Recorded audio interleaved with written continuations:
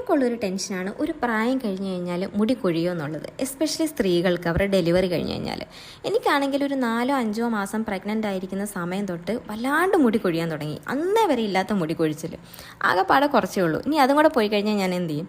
അങ്ങനെ അമ്മ എവിടുന്നോ റിസർച്ച് ചെയ്തിട്ട് എൻ്റെ അടുത്ത് പറഞ്ഞു, ഇങ്ങനെ മരിയാസ് ഓയിൽ എന്ന് പറഞ്ഞൊരു ഓയിൽ ഞാൻ കണ്ടു, നീ ഏതായാലും എല്ലാം പരീക്ഷിക്കുന്നതല്ലേ, ഇതും കൂടെ ഒന്ന് പരീക്ഷിച്ച് നോക്ക് എന്ന് പറഞ്ഞിട്ട് എൻ്റെ അടുത്ത് പറഞ്ഞത്. അങ്ങനെ ഞാൻ അന്ന് തൊട്ട് അത് യൂസ് ചെയ്യാൻ തുടങ്ങിയതാണ്. സർപ്രൈസിംഗ്ലി എൻ്റെ ഹെയർ ഫോൾ വല്ലാണ്ട് നിന്നു, മുടി കുറച്ച് സ്ട്രോങ് ആയി. നോർമലി നമ്മൾ ഓയിലൊക്കെ ചെയ്ത് മസാജ് ചെയ്യുമ്പോഴും പിന്നെ അതേപോലെ ഷാമ്പു ഇട്ട് കഴുകി കളയുമ്പോഴും ഒക്കെ ഒരു കെട്ട് മുടി പോകുന്നുണ്ടോ അല്ലേ, അതൊക്കെ എനിക്ക് നിന്ന് കിട്ടി.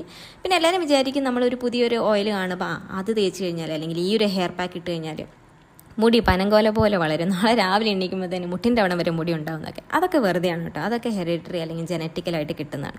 പിന്നെ ആകെപ്പാടെ നമുക്ക് ചെയ്യാൻ പറ്റുക എന്ന് പറയുന്നത് നമ്മുടെ ഉള്ള മുടി സൂക്ഷിക്കുക എന്നുള്ളതാണ്. എന്തായാലും സംഭവം കൊള്ളാം.